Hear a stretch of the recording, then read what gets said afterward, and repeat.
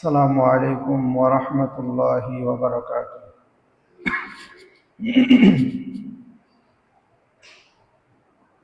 الحمد لله وكفى وسلام على عباده الذين اصطفى. أما بعد فأعوذ بالله من الشيطان الرجيم. بسم الله الرحمن الرحيم. فلما بلغ معه السعي قال يا بني إني أرى في المنام أني أذبحك فانظر ماذا ترى. قال يا أبت افعل ما تؤمر ستجدني إن شاء الله من الصابرين. وعن زيد بن أرقم رضي الله تعالى عنه قال رسول الله صلى الله عليه وسلم قال يا رسول الله ما هذه الأضاحي؟ قال سنة أبيكم إبراهيم عليه الصلاة والسلام. قالوا فما لنا فيها يا رسول الله؟ قال بكل شعرة حسنة. قالوا فالسوف يا رسول الله؟ قال بكل شعرة من السوف حسنة، أو كما قال عليه الصلاة والسلام. درشري كري. اللهم صل على محمد وعلى آل محمد كما صليت على إبراهيم وعلى آل إبراهيم إنك حميد مجيد. اللهم بارك على محمد وعلى آل محمد كما باركت على إبراهيم وعلى آل إبراهيم إنك حميد مجيد. صدق الله العظيم وصدق رسوله النبي الكريم ونحن على ذلك لمن الشاهدين والشاكرين والحمد لله رب العالمين. আলহামদুলিল্লাহ, আল্লাহ জাল্লা শানুর দরবারে অসংখ্য অগণিত শুকরিয়া যে মহান সৃষ্টিকর্তা আমাদেরকে অত্যন্ত দয়া করে মায়া করে ভালোবেসে সপ্তাহের শ্রেষ্ঠ দিন জুমার দিন, পৃথিবীর মধ্যে সবচাইতে শ্রেষ্ঠ জায়গা মসজিদে সর্বপ্রথম আসার জন্য মহান রব্বুল আলামিন আমাদেরকে তৌফিক দান করেছেন। সে মহান আলিশান দরবারে কালিমাতুর শুকর আদায় করি, আলহামদুলিল্লাহ। সাথে সাথে সর্বকালের সর্বশ্রেষ্ঠ মানব আকায়ে নামদার তাজেদার মদিনা সরকারে দুজাহানের প্রতি দরুদ পড়ি, সকলে বলি সাল্লাল্লাহু আলাইহি ওয়াসাল্লাম। সম্মানিত সুধী, সম্মানিত মুসল্লিয়ানি কেরাম, আমাদের কুরবানির মৌসুমি আলোচনা চলতেছিল। গত সপ্তাহে আমরা আলোচনা করেছিলাম কুরবানির সর্বপ্রথম ইতিহাস সম্পর্কে। কোরআন হাদিসের আলোকে আমরা আলোচনা করেছিলাম। আজকে আমরা যে বিষয় নিয়ে আলোচনা করব, যে এটা কোন নবীর সুন্নতকে আমরা ধারণ করি, কোন নবীর সুন্নতকে আমরা পালন করি, কোন নবীর সুন্নতকে আমরা বুকে লালন করা নিজেদের অর্থ আল্লাহর রাস্তায় ব্যয় করি, সেই সুন্নতটা কিভাবে আমাদের কাছে আমাদের হাতে আসলো সে সম্পর্কে আলোচনা করব। আমরা প্রত্যেকেই জানি বা প্রত্যেকেই অনেকেই শুনছি হযরত ইব্রাহিম আলাইহিস সালাতু ওয়াস সালামের ঘটনা। আসেন আজকে কোরআন থেকে সবিস্তারিতভাবে আলোচনা করব। সাহাবে কেরাম রাদিয়াল্লাহু তাআলা আনহু আল্লাহ রসুল সাল্লাল্লাহু আলাইহি ওয়াসাল্লামকে জিজ্ঞাসা করলেন, যে হাদিসটা মুসনাদ আহমদ ইবনে হাম্বল, মিশকাত শরীফ এবং ইবনে মাজাহ শরীফের মধ্যে হাদিসটা বর্ণিত হয়েছে। যায়েদ ইবনে আরকাম রাদিয়াল্লাহু তাআলা আনহু বলেন, ক্বালা ইয়া রাসূলুল্লাহ মা হাযিহিল আদহি। রাসূল সাল্লাল্লাহু আলাইহি ওয়াসাল্লামকে যায়েদ ইবনে আরকাম রাদিয়াল্লাহু তাআলা আনহু জিজ্ঞাসা করলেন, ইয়া রাসূলুল্লাহ,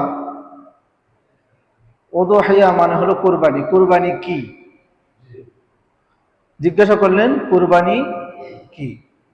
আল্লাহ রসুল সাহাবায়ে কেরামের প্রশ্নের উত্তরে বললেন, ক্বালা সুন্নাতু আবিকুম ইব্রাহিম আলাইহিস সালাতু ওয়াস সালাম। এটা হলো আমাদের জাতির পিতা ইব্রাহিম আলাইহিস সালাতু ওয়াস সালামের সুন্নাত। সাহাবায়ে কেরাম আবার রাসূলকে জিজ্ঞাসা করলেন, ক্বালু ফামা লানা ফিহা ইয়া রাসূলুল্লাহ। আমরা যদি কুরবানি করি তাহলে আমরা কি সওয়াব পাবো? রাসূলকে জিজ্ঞাসা করলেন, যদি আমরা কুরবানি করি, কুরবানি করার দরুন আমরা কি সওয়াব পাবো, কতটুকু সওয়াব পাবো, এটা জিজ্ঞাসা করলেন। আল্লাহ রাসূল সাহাবায়ে কেরামের প্রশ্নের প্রতি উত্তরে বললেন, ক্বালা বিকুল্লি শারাতিন হাসানা। প্রত্যেক পশমের বিনিময়ে আল্লাহ তাআলা নেকি দান করবেন। সুবহানাল্লাহ। প্রত্যেক পশমের বিনিময়ে কি দান করবেন? নেকি দান করবেন। তো সাহাবায়ে কেরামরা তো নেকি পাওয়ার জন্য, সওয়াব পাওয়ার জন্য, ভালো কাজ করার জন্য সাহাবায়ে কেরামরা একটু কি ছিলেন? পাগল পারা ছিলেন। তো সাহাবায়ে কেরাম রাদিয়াল্লাহু তাআলা আনহুম আল্লাহ রাসূলকে জিজ্ঞাসা করলেন, ক্বালু ফাসসুফু ইয়া রাসূলুল্লাহ। ইয়া রাসূলুল্লাহ, যে ভেড়া দুম্বার যে পরিমাণের পশম হয় সেগুলোরও কি প্রতিটা পশমের বিনিময়ে সওয়াব পাওয়া যাবে?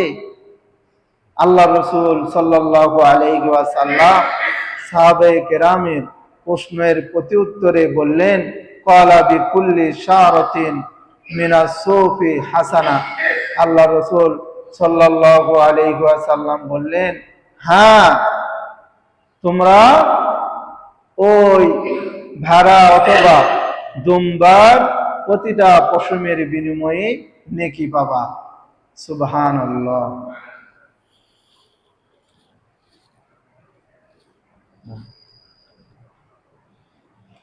একথা যখন আল্লাহ রাসূল সাল্লাল্লাহু আলাইহি ওয়াসাল্লাম সাহাবায়ে কেরামদেরকে বললেন যে প্রতিটা পশমের বিনিময়ে, আমরা গরু অথবা ছাগল অথবা ভেড়ার পশম কি আমরা গুনতে পারবো?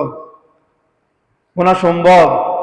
বা কোনো যন্ত্র আছে যে যন্ত্র দিয়া ভেড়া, ছাগল, গরুর, উটের, মহিষের এগুলোর পশম গুনতে পারবে? তাহলে অসংখ্য অগণিত পশম আছে। আল্লাহ রাসূল বললেন যে তোমরা কুরবানি করো, এই কুরবানি হলো হযরত ইব্রাহিম আলাইহিস সালাতু ওয়াস সালামের সুন্নত। আর যদি তোমরা কুরবানি করো প্রতিটা পশমের বিনিময়ে আল্লাহ তাআলা একটা করে নেকি দান করবেন। সুবহানাল্লাহি ওয়া বিহামদিহি, আল্লাহু আকবার। তো সাহাবায়ে কেরামকে আল্লাহ রাসূল এই কথা জানায় দিলেন। তো ইব্রাহিম আলাইহিস সালাতু ওয়াস সালামের সুন্নতটা আমরা বুকে লালন করলাম, ধারণ করলাম কিভাবে, এটা আমাদের কাছে আসা পুছলো। কুরবানির আরো একটা দ্বিতীয় ইতিহাস বলা হয় এটাকে। হযরত ইব্রাহিম আলাইহিস সালাতু ওয়াস সালাম জলিল কদর একজন কি ছিলেন? নবী ছিলেন। আল্লাহ রাসূল সাল্লাল্লাহু আলাইহি ওয়াসাল্লাম হাদিসের মধ্যে বলেন যে হযরত ইব্রাহিম আলাইহিস সালাতু ওয়াস সালাম আল্লাহ তাআলার বন্ধু ছিলেন, খলিলুল্লাহ, যাকে কি উপাধি দেওয়া হয়েছিল? খলিলুল্লাহ, আল্লাহর বন্ধু। কারণ হযরত ইব্রাহিম আলাইহিস সালাতু ওয়াস সালাম আল্লাহ তাআলার যতগুলো আল্লাহ তাআলা পরীক্ষা নিছেন সমস্ত পরীক্ষায় হযরত ইব্রাহিম আলাইহিস সালাতু ওয়াস সালাম উত্তীর্ণ হয়েছেন।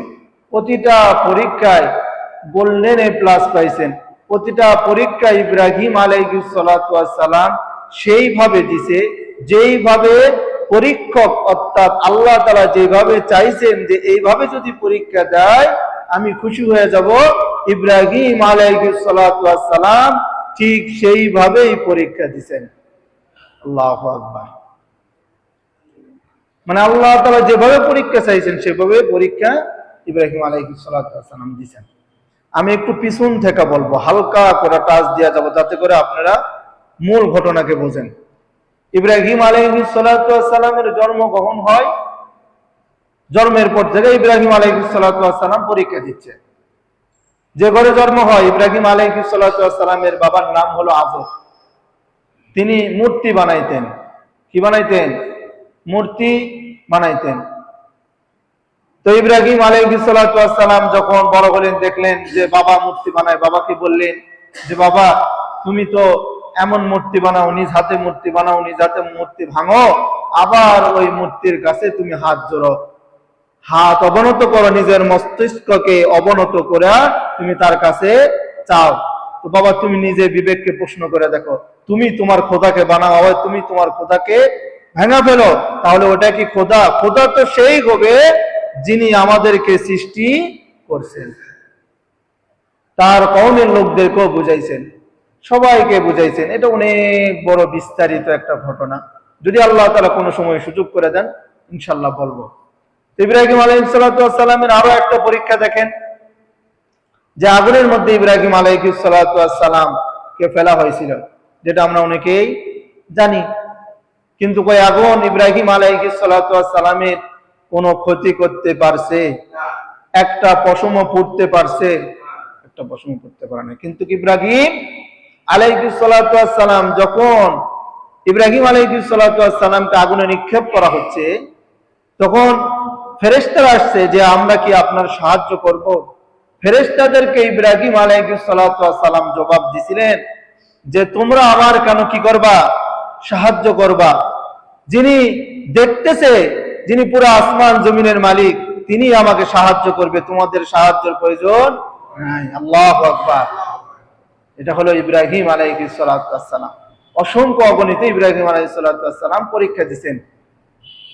সমস্ত পরীক্ষা ইব্রাহিম আলাইহিস সালাতু ওয়াস সালাম গোল্ডেন এ প্লাস বললেও মনে হয় কম হবে, এমন ভাবে পরীক্ষা দিয়েছেন, আল্লাহ তাআলা কি হয়ে গেছেন? খুশি হয়ে গেছেন। তো ইব্রাহিম আলাইহিস সালাতু ওয়াস সালামকে আল্লাহ তাআলা বললেন যে পয়গম্বর আপনি আপনার দেশ, আপনি আপনার জায়গা, আপনি আপনার বাসস্থান পরিত্যাগ করে চলে যান। বাবেল শহরে থাকতেন হযরত ইব্রাহিম আলাইহিস সালাতু ওয়াস সালাম, বাবেল শহরে থাকতেন। বললেন যে পয়গম্বর আপনি চলে যান সিরিয়ার মধ্যে, শামের মধ্যে চলে যান, কারণ আপনার আত্মীয় স্বজন, আপনার প্রতিবেশী, আপনার এলাকার লোক, আপনার দেশের লোক আপনাকে চিনে নাই, আপনাকে চিনে নাই, আপনি চলে যান। আর যদি আপনি না যান তাহলে ওরা আপনাকে কি করবে? হত্যা করার পরিকল্পনা করছে। এর আগে তো আগুনেতে ফেলাইছে, হত্যা করার পরিকল্পনা করতেছে। ইব্রাহিম আলাইহিস সালাতু ওয়াস সালাম তার স্ত্রী সারা আলাইহাস সালাতু ওয়াস সালামকে নিয়ে, এবং কিতাবের মধ্যে আছে লূত আলাইহিস সালাতু ওয়াস সালামকে নিয়ে তিনি চলে গেলেন সিরিয়ার মধ্যে। এখানে অনেক বড় বিস্তারিত আলোচনা আছে, ওখানে এই আলোচনা যদি কোনোদিন সময় হয় ইনশাআল্লাহ করব। তো ইব্রাহিম আলাইহিস সালাতু ওয়াস সালামের সন্তান ছিল না। সারা আলাইহাস সালাতু ওয়াস সালাম হযরতে হাজেরা আলাইহাস সালাতু ওয়াস সালামকে ইব্রাহিম আলাইহিস সালাতু ওয়াস সালামকে হাদিয়া দিলেন। কি দিলেন? হাদিয়া দিলেন। ইব্রাহিম আলাইহিস সালাতু ওয়াস সালাম সারা আলাইহাস সালাতু ওয়াস সালামকে কি করলেন? বিবাহ করলেন। বিবাহ করার পরে ইব্রাহিম আলাইহিস সালাতু ওয়াস সালাম আল্লাহ তাআলার কাছে দোয়া করলেন, রব্বি হাবলি মিনাস সালিহিন, হে আমার পরওয়ারদিগার আমাকে একটা নেককার পরহেজগার সন্তান দান করো। আমার তো কোনো সন্তান নাই, আমার কোনো সন্তান নাই, আমাকে তুমি নেককার পরহেজগার সন্তান দান করো। যে কথা আল্লাহ তাআলা সূরাতুস সাফফাতের 99 নম্বর আয়াত থেকে তুলে ধরছেন। আল্লাহ তাআলা বলেন, রব্বি হাবলি মিনাস সালিহিন। সবাই আমার সঙ্গে বলেন, যাদের সন্তান হবে না এই দোয়া পড়তে বলবেন। যত আলেমের কাছে যাবেন সবাই এই আয়াতটা আপনাকে পড়ার জন্য নির্দেশ দিবে।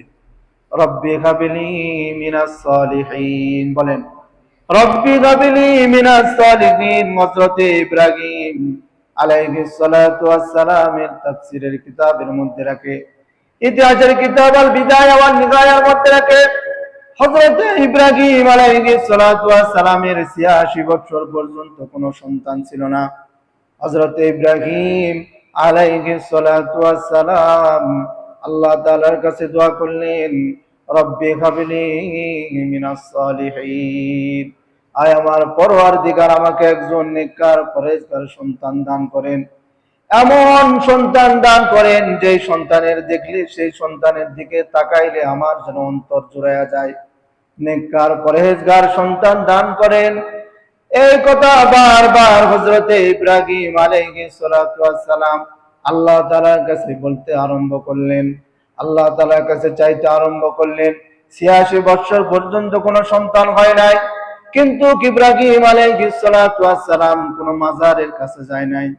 কিন্তু আজকে ইব্রাহিম আলাইহিস সালাতু ওয়াস সালামের সন্তানরা কোথায় যায়? মাজারে যায় সন্তান চাওয়ার জন্য। দেখবেন মানুষ তাবিজ লাগায়, অনেক কিছু লাগায় সন্তানের জন্য, কিন্তু সন্তান দানিওয়ালার মালিক তিনি কে বলেন তো? আল্লাহ। আল্লাহ তাআলার কাছে ইব্রাহিম আলাইহিস সালাতু ওয়াস সালাম বারবার দোয়া করতে আরম্ভ করলেন, রব্বি হাবলি মিনাস সালিহিন।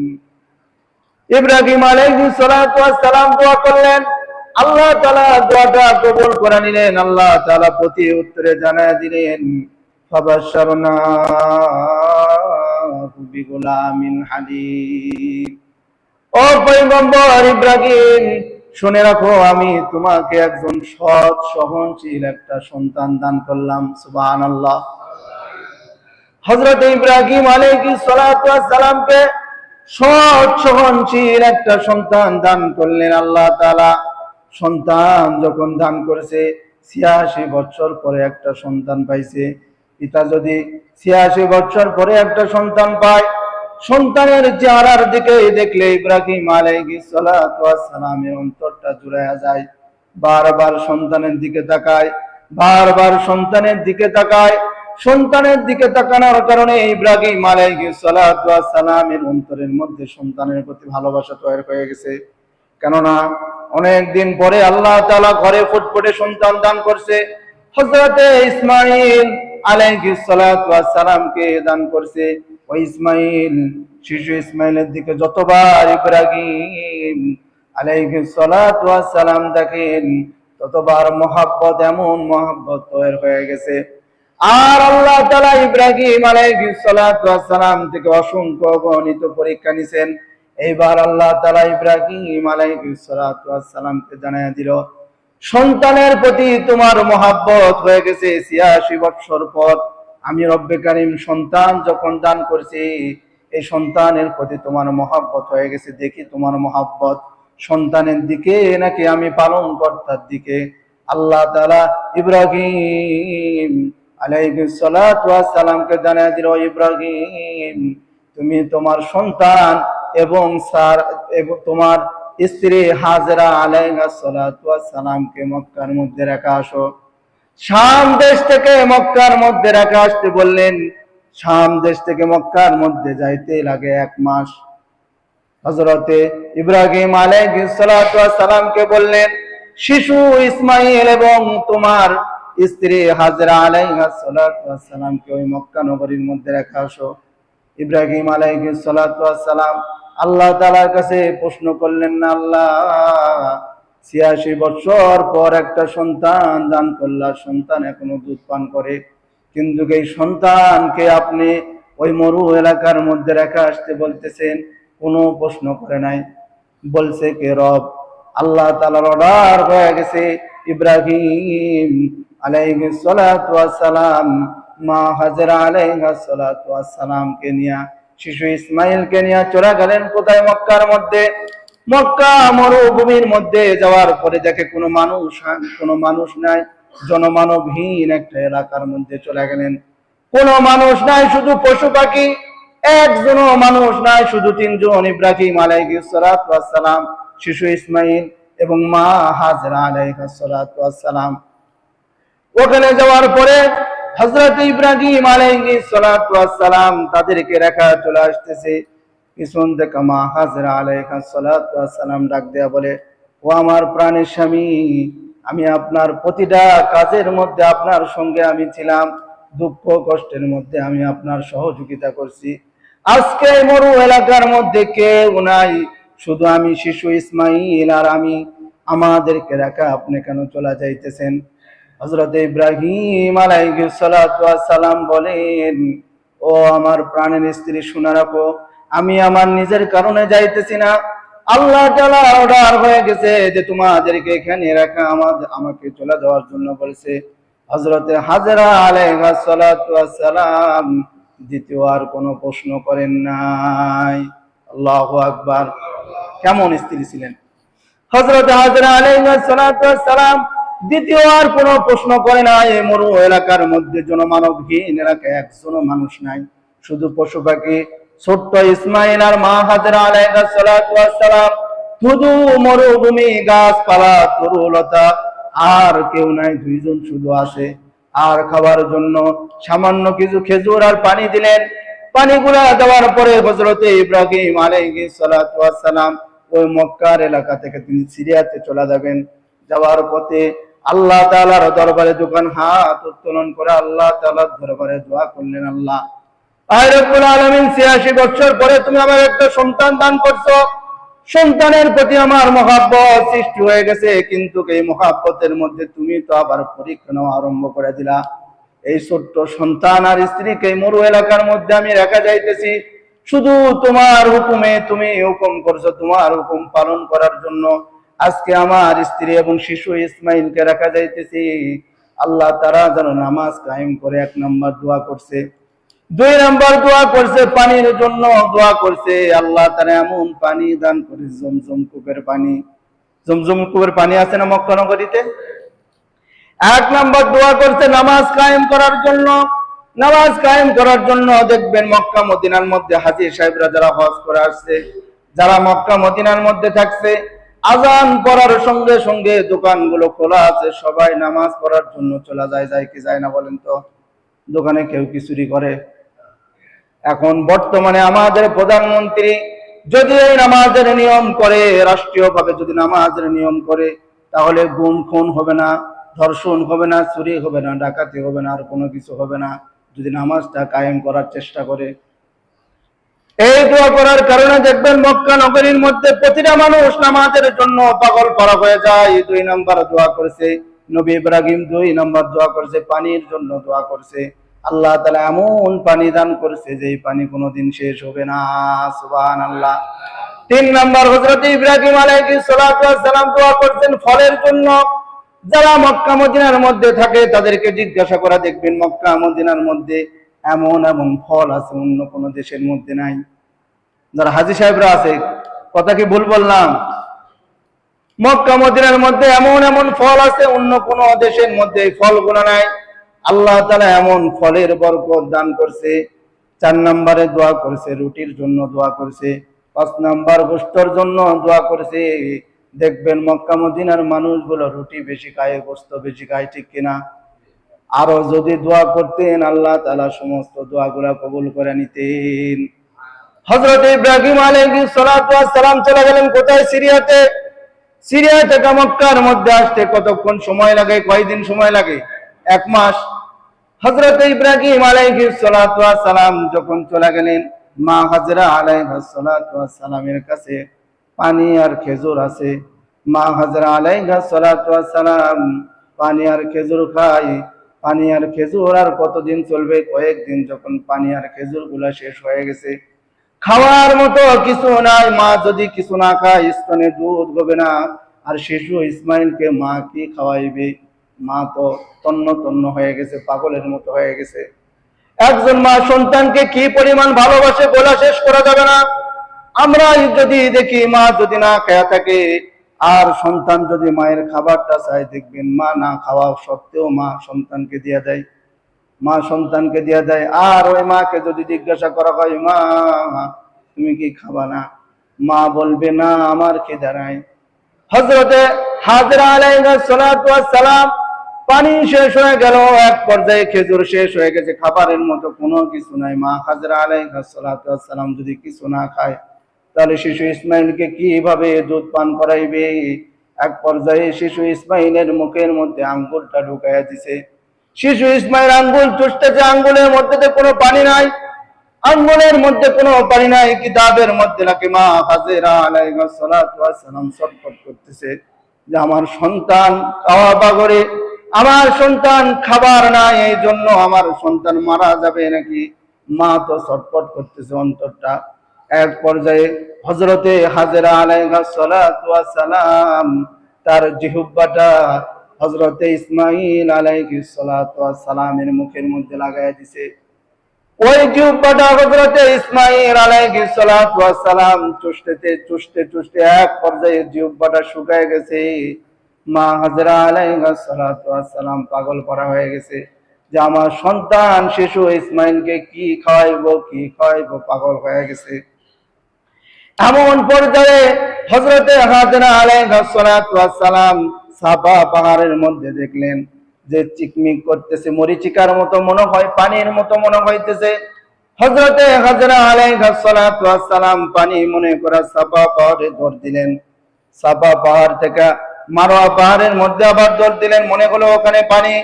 এইভাবে হযরতে হাজরা আলাইহিস সালাতু ওয়াস সালাম 7 বার দৌড় দিলেন আর সন্তানের দিকে বারবার তাকাইতেছেন, না জানি বাঘ ভাল্লুক আমার সন্তানকে খেয়ে ফেলে। আর হাজরা আলাইহিস সালাতু ওয়াস সালাম 7 বার দৌড় দিছে। এই দৌড়টা আল্লাহ তাআলার কাছে এতটা পছন্দনীয় হয়ে গেছে, কোন হাজী সাহেব যদি সাফা মারওয়ায় যদি সাই না করে তার হজ হবে না। আল্লাহু আকবার। আল্লাহ তাআলার কাছে এই দৌড়টা এত পছন্দ হয়েছে, হযরতে ইসমাঈল আলাইহিস সালাতু ওয়াস সালামের পায়ের ফুটা দ্বারা মাটির মধ্যে যখন আঘাত করছে ওখানে জমজম কুবের পানি বের হওয়া আরম্ভ হয়েছে। সুবহানাল্লাহ। জমজম কুবের পানি বের হওয়া শুরু হয়েছে। হযরতে হাজরা আলাইহিস সালাতু ওয়াস সালাম দেখলেন পানি বের হইতেছে, পানিগুলো হাজরা আলাইহিস সালাতু ওয়াস সালাম পানিগুলো বান্ধন দিতেছে। আর হাজরা আলাইহিস সালাতু ওয়াস সালাম বলেন জামজাম জামজাম জামজাম বলতেছে, জামজাম মানে হলো থামো থামো। আর তিনি চতুর্দিক দিয়া বাউন্ডারি দিয়া দিলেন যে জামজাম বলতেছে থামতে, বলতেছেন জমজম, এই জামজাম থেকেই হলো জমজম। বারবার থামার জন্য বলতেছে মা হাজরা আলাইহিস সালাতু ওয়াস সালাম, কেননা পানি তো নাই, আবার যদি কয়েকদিন পরে পানি শেষ হয়ে যায় তাহলে কি হবে, এই জন্য তিনি এই কথা বলতেছেন। আল্লাহর রাসূল সাল্লাল্লাহু আলাইহি ওয়াসাল্লাম বলেন সেই দিন যদি মা হাজরা আলাইহিস সালাতু ওয়াস সালাম চতুর্দিকে যদি বাউন্ডারি না দিত তাহলে পুরা পৃথিবীর মানুষ জমজম কূপের পানি পান করতে পারত। সুবহানাল্লাহ। মা হাজরা আলাইহিস সালাতু ওয়াস সালাম চতুর্দিকে বান্ধন দিয়েছেন। রাসূল বলতেছে যদি চতুর্দিকে বান্ধনটা না দিত সব পুরা পৃথিবীর মধ্যে জমজম কূপের পানি পাওয়া যেত। মা হাজরা আলাইহিস সালাতু ওয়াস সালাম এইভাবে কি করলেন, পানি আটকাইলেন। আটকানোর পরে হযরতে ইব্রাহিম আলাইহিস সালাতু ওয়াস সালামের কাছে একটা বোরাক ছিল, যে বোরাক দিয়ে তিনি যাওয়া আসা করতেন। মাঝে মাঝেই সন্তান এবং স্ত্রীকে দেখার জন্য আসতেন, মাঝে মাঝে আসতেন। আসার পরে সন্তান যখন ইব্রাহিম আলাইহিস সালাতু ওয়াস সালামের সন্তান ইসমাঈল চলাফেরা বয়সে উপনীত হয়েছে, মানে এখন চলতে পারে ফিরতে পারে, বাবার কাজে সহযোগিতা করতে পারে। বাবা যদি কাজ করার পরে পানি চায় বাবাকে পানি দিতে পারে, বাবা যদি কাজের জন্য কোনো জিনিস চায় বাবাকে জিনিস দিতে পারে। তার মধ্যে ৮৬ বছর পরে একটা সন্তান দান করছে। কি মহব্বত আর ভালোবাসা হতে পারে, যে মহব্বত আর ভালোবাসা আমি বলা শেষ করতে পারবো না, বা আপনি বলেও ওটাকে কি করতে পারবেন না, শেষ করতে পারবেন না, বুঝাইতে পারবেন না যে নবী কি পরিমাণের ইসমাঈল জবিহুল্লাহকে ভালোবাসেন। যে কথা আল্লাহ তাআলা কুরআন কারীমের মধ্যে বলেন ফালাম্মা বালাগা মা'হু সায়া ক্বালা ইয়া বুনাইয়া ইন্নী আরা ফিল মানামি আন্নী আযবাহুকা ফানজুর মাযা তারা।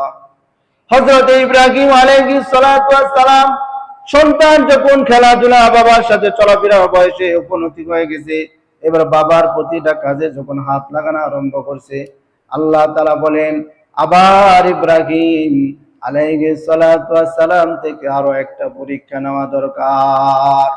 আল্লাহ তাআলা পরীক্ষা নেবেন। এই জন্য হযরত ইব্রাহিম আলাইহিস সালাতু ওয়াস সালাম সন্তানকে ডাক দিয়া বললেন, ক্বালা ইয়া বুনাইয়া ইন্নী আরা ফিল মানামি আন্নী আযবাহুকা।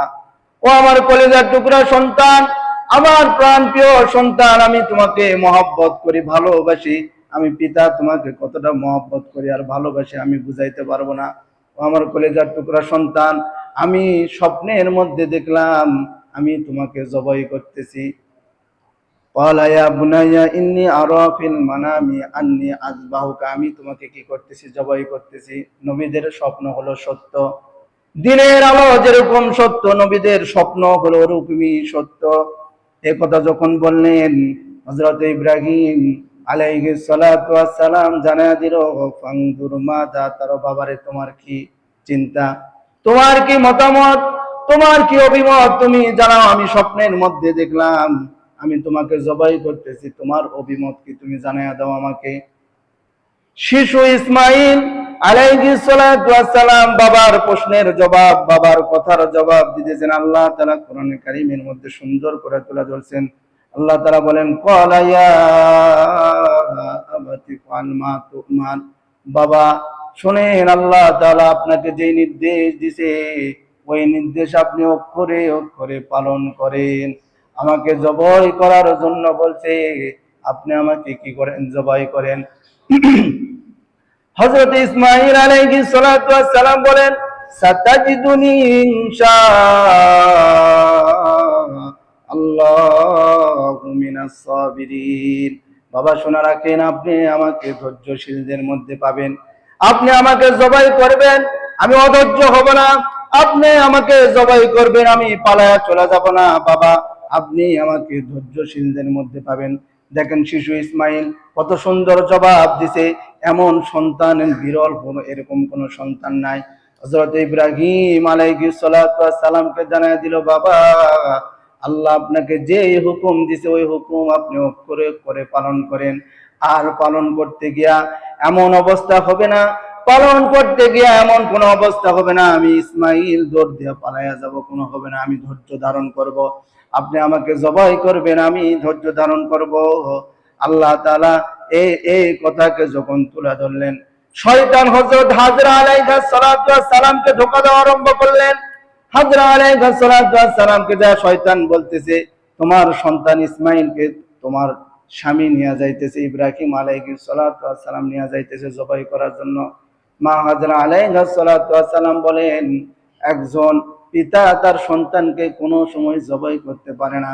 যদি আল্লাহ তাআলার নির্দেশ হয় তাহলে জবাই করবে, যে আল্লাহ তাআলা দিবেন সেই আল্লাহ তাআলা নিয়ে যাবে। কিন্তু তুমি তো শয়তান, ধরে ফেলে দিছে, তুমি তো শয়তান। হযরত হাজরা আলাইহিস সালাতু ওয়াস সালামকে ধোঁকা দিয়া যখন পারল না, হযরত ইব্রাহিম আলাইহিস সালাতু ওয়াস সালামকে ধোঁকা দিলেন। হযরত ইব্রাহিম আলাইহিস সালাতু ওয়াস সালাম শয়তানকে কঙ্কন নিক্ষেপ করলেন। শয়তানকে কঙ্কন নিক্ষেপ করার পরে এইবার দুইজন চলা আরম্ভ করলেন। ফালাম্মা আসলামা ওয়া তাল্লাহু লিল জাবিন। দুইজন যখন পিতা পুত্র আল্লাহর দরবারে আত্মসমর্পণ করলেন, ওয়া তাল্লাহু লিল জাবিন। হযরত ইসমাঈল আলাইহিস সালাতু ওয়াস সালাম পিতাকে বলতেছে, বাবা আপনি আমাকে কাত করা শোয়াইবেন। যদি আপনি আমাকে চিৎ করা শোয়ান, আপনার চেহারা আর আমার চেহারা এক জায়গায় হবে। আপনার মনে হবে আমাকে জবাই করতে পারবেন না, কষ্ট হবে। আপনি আমাকে কাত করা শোয়াইবেন। হযরত ইসমাঈল আলাইহিস সালাতু ওয়াস সালাম বাবাকে বললেন, বাবা আমাকে যখন আপনি জবাই করবেন, জবাই করার সময় আমার হাতগুলা বাঁধবেন, আমার পা গুলা বাঁধবেন। যদি আমার পা গুলো ছোটাছুটি করে, আমার হাত গুলো যদি ছোটাছুটি করে, আর আপনি তো আল্লাহর নবী, আপনার শরীরে যদি আমার পাটা লাগে, আপনার শরীর মোবারকে যদি আমার পা লাগে, তাহলে তো বেয়াদবি হয়ে যাবে বাবা। হযরত ইসমাঈল আলাইহিস সালাতু ওয়াস সালাম বাবাকে বললেন, আমার হাত পা বাঁধবেন, ভালো করে শক্ত করে আমার হাত পা বাঁধবেন, যাতে করে আমি নড়তে না পারি। আবার ইব্রাহিম আলাইহিস সালাতু ওয়াস সালামকে বললেন, আপনি যখন আমাকে জবাই করবেন, জবাই করার পরে আমার গায়ের জুব্বাটা, আমার গায়ের কাপড়টা আমার মার কাছে দিবেন। আমার মা যখন ওই কাপড়টা দেখবে মনের মধ্যে অনেক শান্তি লাগবে। কেমন সন্তান, কেমন সন্তান! হযরত ইব্রাহিম আলাইহিস সালাতু ওয়াস সালামকে বলতেছে, বাবা বাবা, যখন তুমি আমাকে জবাই করবে, জবাই করার সময় আমার হাত আর পা বাঁধবা। আমি যদি হাত আর পা যদি ছোটাছুটি করি, আপনি তো আল্লাহর রাসূল, আপনি তো আল্লাহর পয়গম্বর, আপনার পায়ে যদি, আপনার শরীরে যদি আমার পাটা লাগে, বেয়াদবি হয়ে যাবে। আপনি তো পয়গম্বর, আপনি রাসূলের আল্লাহ তাআলার পয়গম্বর, আমার পাটা বাঁধবেন। কিন্তু যখন আপনি যাবেন আমাকে জবাই করার পরে, যখন আপনি মার কাছে যাবেন, আমার জুব্বাটা আমার মাকে দিবেন। আমার মা যখন জুব্বাটা দেখবে, আমি শিশু ইসমাইলের কথা মনে হবে যে অনেক বছর পর আল্লাহ আমাকে সন্তান দিয়েছিল, সন্তানের জুব্বাটা হইলেও আমি পাইছি। হযরত ইব্রাহিম আলাইহিস সালাতু ওয়াস সালাম ছুরি চালাইতেছে, কিন্তু কোনো কাজ হইতে না। ছুরি চালাইতেছে, কোনো কাজ হইতেছে না। আল্লাহ তাআলা ডাক দিতেছে, ওয়ানাদাইনা আইয়া ইয়া ইব্রাহিম। ইব্রাহিম আলাইহিস সালাতু ওয়াস সালামকে ডাক দিয়ে আল্লাহ তাআলা বলতেছে, কদ সাদ্দাকতার রুইয়া ইন্না কাযালিকা নাজিজিল মুহসিনিন। আমি স্বপ্নে যারা দেখাইছি ইব্রাহিম, তুমি কি করছো? পরিপূর্ণ করছো। আমার পরীক্ষার মধ্যে তুমি ফার্স্ট হইছো, আমি তোমাকে কি দিব? পুরস্কার দিব। ইন্না হাযা লাহুল বালাগুল মুবিন। এটা হলো সুস্পষ্ট পরীক্ষা, এর মধ্যে কোনো ভুল নাই, চুল পরিমাণও কোনো ভুল নাই। আল্লাহ তাআলা এটা বলে দিতেছে। আল্লাহ তাআলা বলার প্রয়োজন ছিল, আল্লাহ তাআলা বলতেছে ইন্না হাযা লাহুল বালাগুল মুবিন, এটা হলো সুস্পষ্ট পরীক্ষা। ওয়াফাদাইনাহু বিযিবহিন আযীম। এবং আল্লাহ তাআলা ওই ইসমাঈলের জায়গায় আল্লাহ তাআলা জান্নাতি পশু দান করছে। ওই পশুর মাধ্যমে ইব্রাহিম আলাইহিস সালাতু ওয়াস সালামকে কি দান করছে? মুক্তি করে দিয়েছে। ওয়া তারাকনা আলাইহি ফিল আখিরিন। এবং আমিওয়ালা যত উম্মত আছে, সমস্ত উম্মতের জন্য, সমস্ত উম্মতের জন্য আল্লাহ তাআলা এই নিয়ম জারি করে দিয়েছে, এই সুন্নাত জারি করেছে। সমস্ত যত উম্মত আছে এইভাবে কি করতে হবে? কুরবানি করতে হবে, রাখা দিয়েছে। এই ইব্রাহিমের আলোচনা করবে, আর ইব্রাহিমের কথা প্রতিটা মানুষের, প্রতিটা উম্মতের মনে ইব্রাহিম আলাইহিস সালাতু ওয়াস সালামের কি ভালোবাসা জন্ম নিবে। আমাদের জাতির পিতাকে ইব্রাহিম আলাইহিস সালাতু ওয়াস সালাম, আবার যেন পরিবর্তন না হয়। ইব্রাহিম আলাইহিস সালাতু ওয়াস সালাম আমাদের জাতির পিতা, এই জাতির পিতা যেন স্মরণ হয়, এই জাতির পিতাকে যেন আমরা কি করতে পারি? স্মরণ করতে পারি। এই জন্য। আর আদি পিতাকে হযরত আদম আলাইহিস সালাতু ওয়াস সালাম। আরো অনেক কথা ছিল, যতটুকু আমাদের আলোচনার দরকার, যে এতটুকু আমরা ভালোভাবে বুঝতে পারছি যে ইব্রাহিম আলাইহিস সালাতু ওয়াস সালাম, ইব্রাহিম আলাইহিস সালাতু ওয়াস সালাম কি করছেন? যে পরীক্ষা, যে সমস্ত পরীক্ষা ইব্রাহিম আলাইহিস সালাতু ওয়াস সালাম কি করছেন? উত্তীর্ণ, ফার্স্ট হয়েছে। এখান থেকে শিক্ষণীয় বিষয় হলো, 1 নম্বর শিক্ষা হলো সন্তান দেনওয়ালার মালিক হলো তিনি কে? আল্লাহ। 2 নম্বর শিক্ষণীয় বিষয় হলো যে আল্লাহ তাআলা যাকে ভালোবাসেন তাকে বিপদ বেশি দেন, তাকে বিপদ বেশি দেন। কিন্তু আপনি মনে করেন আল্লাহ আমাকে দেখতে পারে না, এই জন্য বিপদ দেয়। তাহলে এখানে বুঝতে হবে, তাহলে ইব্রাহিম আলাইহিস সালাতু ওয়াস সালামকে আল্লাহ দেখতে পারতো না, এই জন্য বেশি পরীক্ষা নিছে? না, আল্লাহ যাকে ভালোবাসেন পরীক্ষা বেশি না। 3 নম্বর শিক্ষা হলো যারা ধৈর্য ধারণ করবে তাদেরকে আল্লাহ তাআলা পুরস্কার দিবেন। 4 নম্বর শিক্ষা হলো যে কুরবানি যারা করবে আল্লাহ তাআলা অর্থের দিকে দেখে না, মানুষের কিসের দিকে দেখে? অন্তরের দিকে দেখে, যে তার অন্তর আর টাকা কতটুকু পরিষ্কার, এটা আল্লাহ তাআলা দেখে। এই জন্য আমরা টাকাও পরিষ্কার করব, সাথে সাথে অন্তরকেও পরিষ্কার করার চেষ্টা করবো ইনশাআল্লাহ।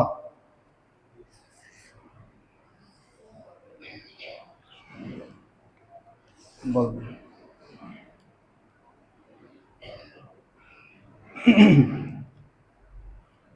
যে এলাকার মধ্যে কমিটির পক্ষ থেকে ধান উঠানো হবে, কবে উঠাবে? সেই হিসাবে আপনারা প্রত্যেকেই যারা ধান করছেন প্রত্যেকেই বাড়িতে রাখবেন। কমিটির পক্ষ থেকে লোকেরা যাবে, যাওয়ার পরে সেগুলো নিয়ে আসবে, আপনারা সেটা রাখা দিবেন, যাতে করে আবার পরবর্তীতে সব বিক্রি করছেন বা সব ইয়ে করছেন এরকম যেন না হয়, রেখে দিবেন। কথা বুঝতে পারছেন তো? যা কিছু বললাম আল্লাহ তাআলা আমাদেরকে বুঝা আমল করার তৌফিক দান করুক।